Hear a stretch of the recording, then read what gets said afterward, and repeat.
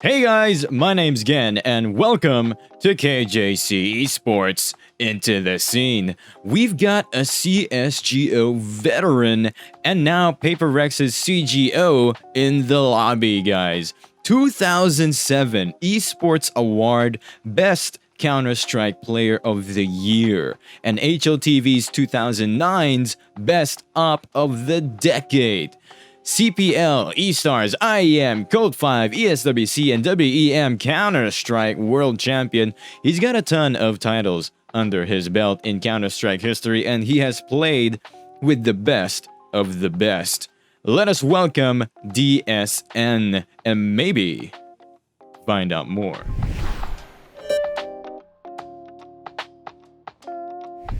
It is an honor to be in front of my monitor, but it's 2021 and we've got technology. Imagine that in 2009. But hey, you're a legend, and I got to ask, where does your name DSN come from? Yeah, I mean, I wouldn't call myself a legend. Now you're using that word a little bit too liberally, but yeah, thank you anyway. Yeah, so DSN, where does that name come from? Yeah, so I think, I mean, it's so long ago now. I'm a dinosaur, so it's sort of the memory is a bit vague. But it comes from the word design, and it's just like shortened to DSN.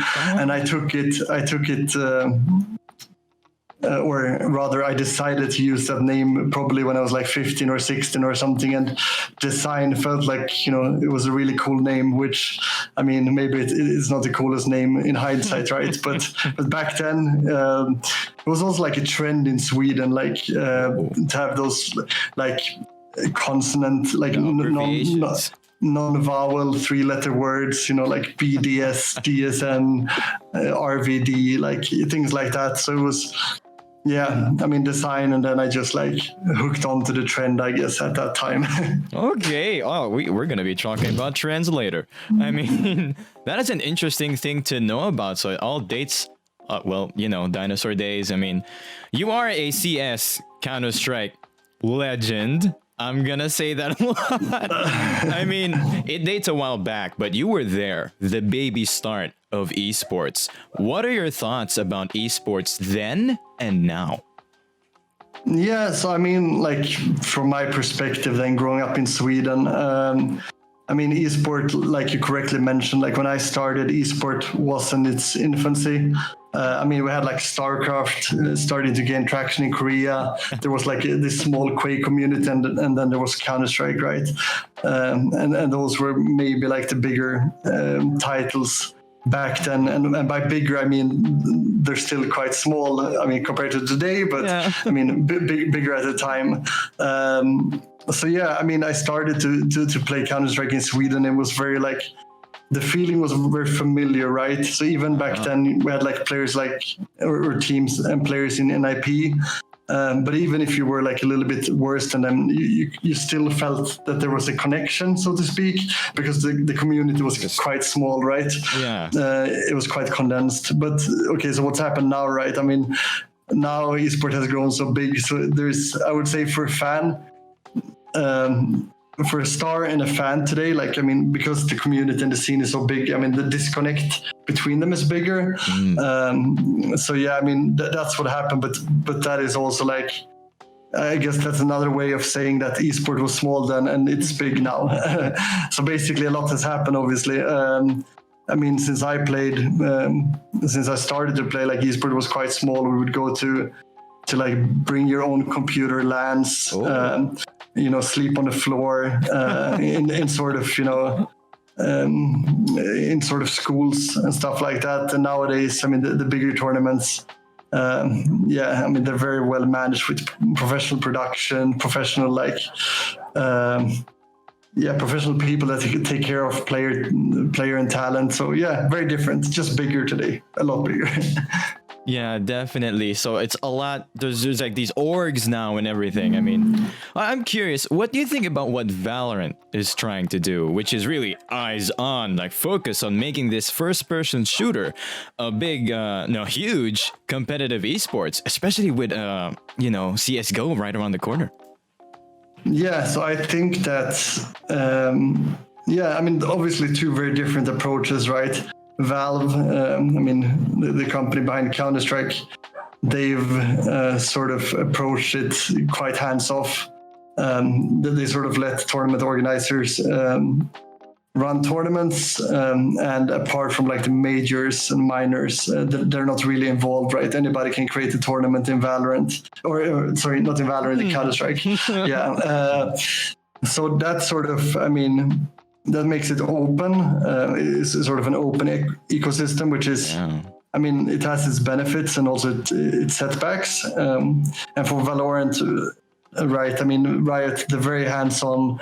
They have like probably a multi-year plan, exactly how they want the game to be, like the leagues they're going to run, like how many majors and masters, like where they're going to be.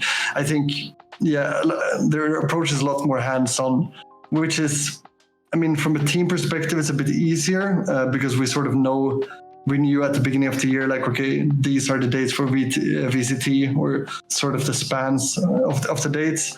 Whereas in Counter-Strike, like, yeah, since anybody can create a tournament, there are a lot of overlaps, right? Where people are talking about player burnout and everything, because, yeah, I mean, it's competitive in the sense that since anybody can create a tournament, yeah, I mean, there's an interest, a financial interest in some of these tournaments to also compete with each other, right? So they can sort of mess with the timings a bit to sort of compete in that way, I guess. So yeah, I mean, two different games, two different ecosystems. I mean, I think speaking from the game point of view, I think Valorant is a better fit, especially for Southeast Asia, where I'm sort of active now, because it's a bit more like, yeah, I probably would call it a bit more beginner friendly in the sense that, you know, it's quite easy to jump into. I mean, it's intuitive, like the way you set up things.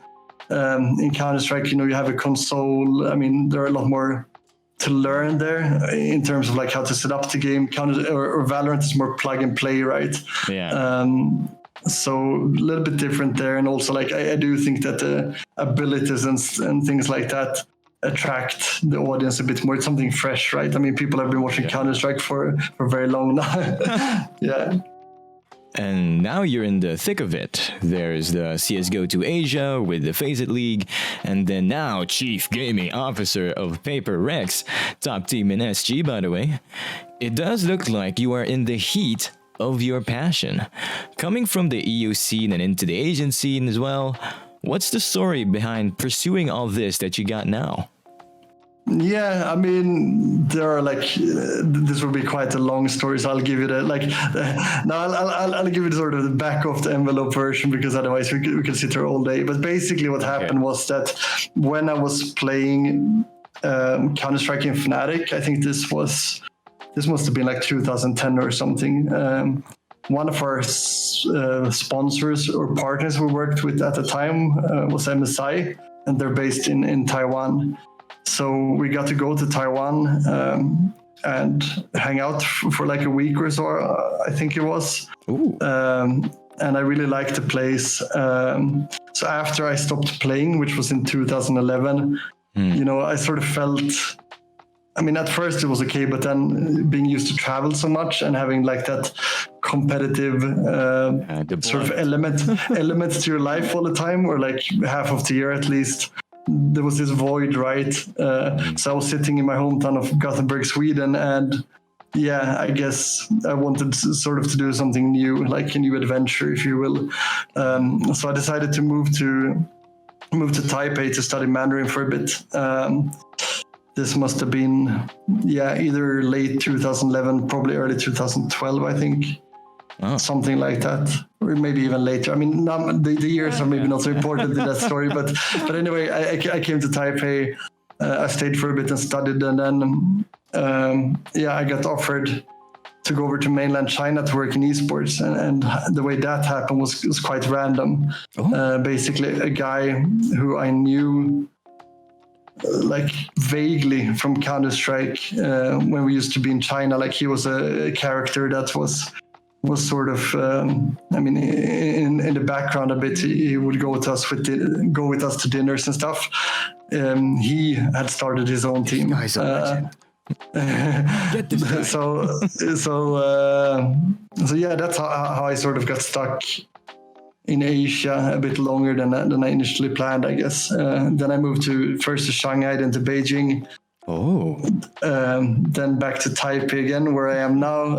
And then, yeah, I mean, the reason why I got into the Southeast Asian space then is we had, like, when I was working in China, we were working with the CounterStrike team called Boot Dreamscape, and they're Singaporean, and actually some of them are still, I mean, they're in PaperX today, so it's like, it's come full circle, I guess. But that's my first sort of taste of Southeast Asian esports, if you will, working in China, working with the Singaporean team. And then the way PaperX came about was that I quit my job in China, but I was still, like, CSGO to Asia was a passion project that I worked on with our CEO now, Nikhil. And that was sort of something we did for the community. You know, having a league, it's not really, I mean, it's more about building the community and doing something for CounterStrike in Asia more than anything. And yeah, we managed to get some funding in early 2020 to sort of start a company ourselves. So that's what I'm doing now, and it's a sort of a mix of a media company, a team. It's a little bit all over the place, but yeah, we're having fun. Oh, that's the best part there, having fun. I mean, talking about PaperX, you guys picked up a very interesting and I'd say strong roster, and I'm sure a lot of eyes are watching, like Forsaken, right? You've got the whole family going. And as their CGO, how's the team? Yeah, I mean, so I would say, like, Valorant, quite highly competitive in the region. So it's really fun. I mean, a lot of teams trying to claim that first or second spot and get to Berlin, right? Yeah. So I would say, I mean, the team is working very hard, but then again, yeah, I mean, come tournament time, you have to assume that everybody's working very hard, right? So it's still sort of a bit uncertain to me who the best teams are. Because I think that's also the beauty of VCT, right? I mean, you sort of have this very intense, like 3-month or something period, and then you have a break. And during the break, I assume all the teams are working hard on figuring things out, you know, coming up with new agent compositions and everything, new strats. And they're probably saving it a little bit. And now come VCT, that's when we're really going to see, like, what all these different teams have been working on. So yeah, I mean, I'm really happy with the way our team has been working, but then again, it's competition, right? It's competition, so anything can happen. But yeah, I mean, if that answers your question, I'm very happy with their work ethic. I'm happy with the results we've had so far. I mean, we did switch from CounterStrike quite late, so we did have, I mean, the first months was a lot about, like, catching up, you know, figuring out mechanics, figuring out the way we wanted to play the game. But now, slowly but surely, maybe for this VCT, hopefully, like, we would feel a bit more comfortable.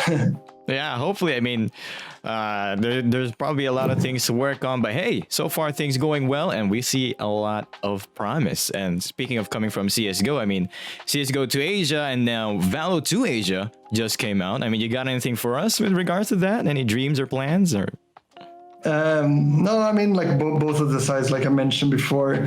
Yeah, especially Asian Counter-Strike before was quite overlooked. In the sense that HLTV back, I'm not sure exactly how long ago this was, but they sort of stopped listing certain games due to like match fixing and stuff. And this was a very long time ago that they started listing some matches, and they had some special criterion for, like, the matches they would list on HLTV. So in that sense, yeah, Asian Counter-Strike wasn't so visible to the outside world, maybe. And also, like, Asian Counter-Strike has also had this sort of bad reputation of, okay, you know, teams have a qualifying slot and then they go to a big tournament and then they get knocked out early, which is sort of a sad narrative, right? Oh no. So with CSGO to Asia, I think the main idea is just to tell the story of Asian players and Asian community, because it is a very like vibrant and live community. At least it used to be. I mean, maybe now with Valorant being more popular, the CS is a little bit on a downwards trend. But basically the same thing is true for Valorant, right? I mean, we want to tell the stories of the players that might not get their stories told in other media. That's basically the whole idea, and be sort of a gateway for those two games in Asia. Yeah. Oh, that is awesome to hear. Well, let's go back a bit. You know, as a legend, I mean, you were a feared man. Like, you were a super sniper back in the day, right? I mean, you were one of the best. Come on. What made you make the big decision? I like you saying it, but I don't really agree with you. You gotta take it in now, man. I mean, yeah. Okay. What made you make the big decision to step down as a pro player? Yeah, I mean, so why did I do that? I mean, a few reasons, I guess.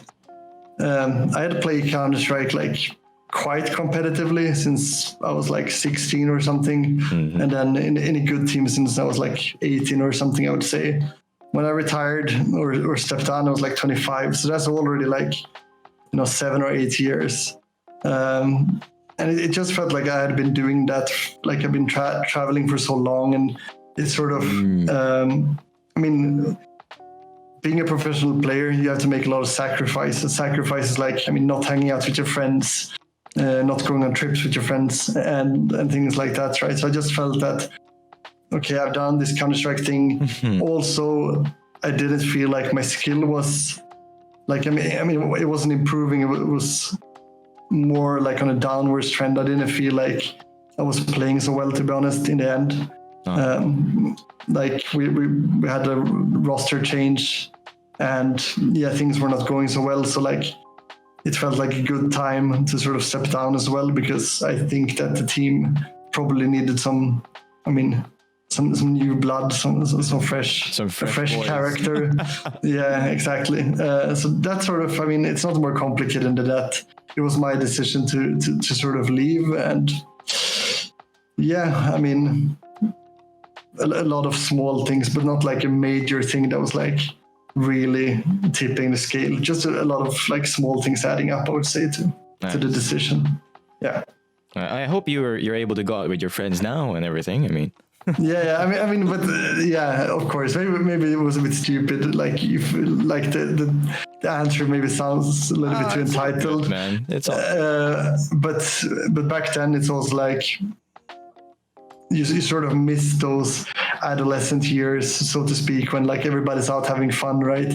Yeah. And all they hear from you is like, no, sorry, I practice. No, I have to go to tournament. No, I cannot do that. I cannot do this. But with that said, of course, I mean, Counter-Strike was super fun. You got to travel to all these amazing places, meet amazing people. So, like, looking back at that decision, like, I mean, obviously I felt like that at that time, but then like with CSGO getting big and everything, like, watching CSGO and like how big those tournaments were afterwards, I sort of felt like, maybe I could have played this game as well. But that would have been, or rather, I felt like that would have been fun, that would have been enjoyable, but it was what it was. So, yeah. You were still there during those days, but hey, what if, let's say, you kept playing at the time and didn't step down? I mean, you'd probably be close with and be friends with like others, say Scream. I mean, the oldies, but you got these. There are a lot of decisions being made around. Of course, let's say you'd be playing CSGO, but with Valorant that just came out, would you have made the big pro switch? I mean that's hard. Like, now you have to consider that I'm quite an old dog, right? So probably, like, even if I were playing CSGO, or even if I was playing CSGO, I wouldn't have been playing when Valorant came out, most likely, because then I would be like 34. And I think that, I mean, probably or hopefully my teammates, if I play that late, they would probably see some sort of decline in skill, me hanging on to sort of hey, why not? You'd be one of the boomers. Very thin thread. I do think that it is sort of hard. I mean, very few examples of people being like stellar past their 30s.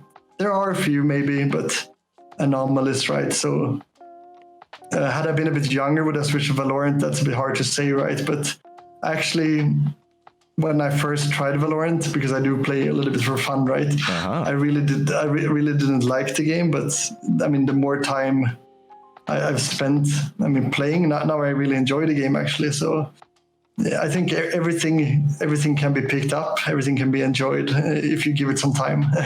Oh, there we go. Not bad, not bad. I mean, hey, speaking of all the travels, all the competition, you love traveling, right? You're a traveler. I'm a traveler, yes. That's correct.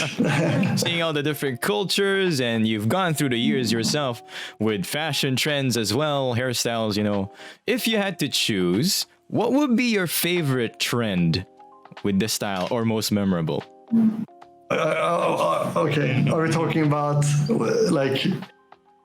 What sort of trends are we talking about here? Are we talking about like, is it hairstyles, like the music people listen to? Let's say more on the visual, you know, like the visual, spiky hairdo or just the beanies all the way. Okay. I mean, the most memorable maybe was like when I first started to play, I guess, from a personal point of view, because I had like quite long hair. I had quite long, like unruly hair. So that would be probably like, my go-to style a bit. Yeah, maybe like rock and roll / I'm not sure exactly how to label it. I mean, it was just long, a little bit longer hair. Yeah, it was back then. Yeah. How do you fix that? Is it like just the gel and just keeping it bum bum bum? How do you manage to keep that in control?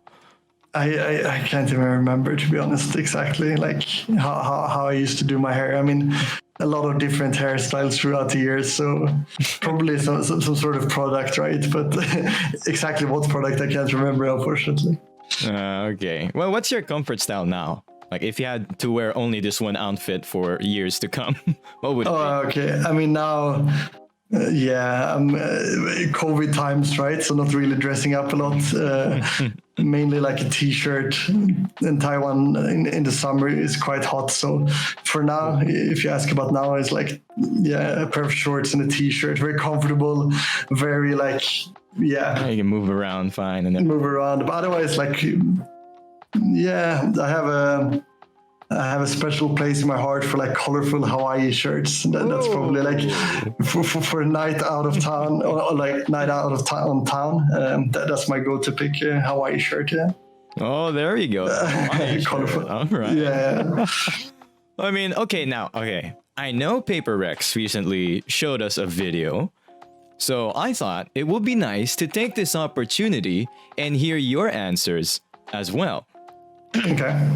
Okay, so I'm just going to be really quick about this, and you can just answer really quick about it too, if you remember the video. Sure. Like morning, noon, or night? Night. Night? Where were you born? Gothenburg, Sweden. What did you eat for breakfast? I never eat breakfast, actually. I'm not a breakfast person. Yeah, pretty much never, yeah. Favorite cuisine? Probably Mexican or Thai. Oh, is it really hot foods? Yeah, spicy. Vandal or Phantom? Vandal. Oh, okay. Yeah, AK. Soccer or football? Football. What's the last thing you liked on FB? Oh, okay. Now I have to check this. I mean... What's the last thing I liked on FB? Okay, probably, a picture of a friend in Sweden's baby. Okay. I thought you were going to say something. Oh, what kind of picture? Oh, okay. Chicken rice with soup or no soup? This is a very Singaporean question, but I don't mind soup, so I'll go with soup too. Hard or soft? Soft. You actually picked soft. Okay, and then your questions ended there. It ended at 9. I want to put a 10. Lights on or off? Lights off. Off? Okay, okay. No context. I mean, okay. Thank you for answering that. No problem. Speaking of context, I mean, I usually ask this for context, but I'm sure you have a girlfriend, right? I do. Yeah, I do. So I'll head right into it. Does she play Valorant? She doesn't play any games. I tried to get her to play CounterStrike once, and she got dizzy. So yeah, not the biggest gamer, unfortunately. So we live in separate worlds in that sense. I'm sure you can find a casual game out there. But anyway, let's say she does play Valorant, and then she did something good in game. What would you say to compliment her? I mean, probably something like nice, or that was a sick shot or something. I mean, yeah. Mm-hmm. Just nice? Probably, no nice yeah, probably, baby or something? Probably not. Not so much. Probably just nice. Yeah. Okay. Well, you heard it here, girlfriend. She said no. All right. Well, hey, that's it for me, man. Now is the time for you and all you. You can say anything you want to everyone out there watching. It could be for fans or your own plug. The stage is yours.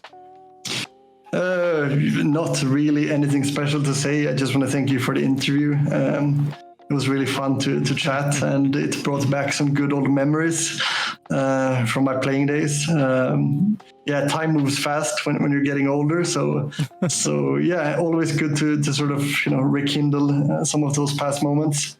Other than that, not so much. Like, if you're interested in PaperX and our Valorant team, we're going to be playing VCT this coming weekend, Singapore, Malaysia region. So feel free to check that out.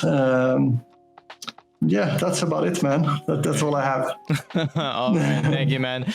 Thank you, DSN, for being here. This will be the end of our interview. If you guys have any questions or suggestions for the future, leave it in the comments below. Like and share. And don't forget to follow KJC Esports as well on our socials. Sorry, this is kind of long. Facebook, Twitter, Instagram. Catch us live on Twitch as we stream our scrims and other content as well. Till next time, this has been KJC Esports Into the Scene.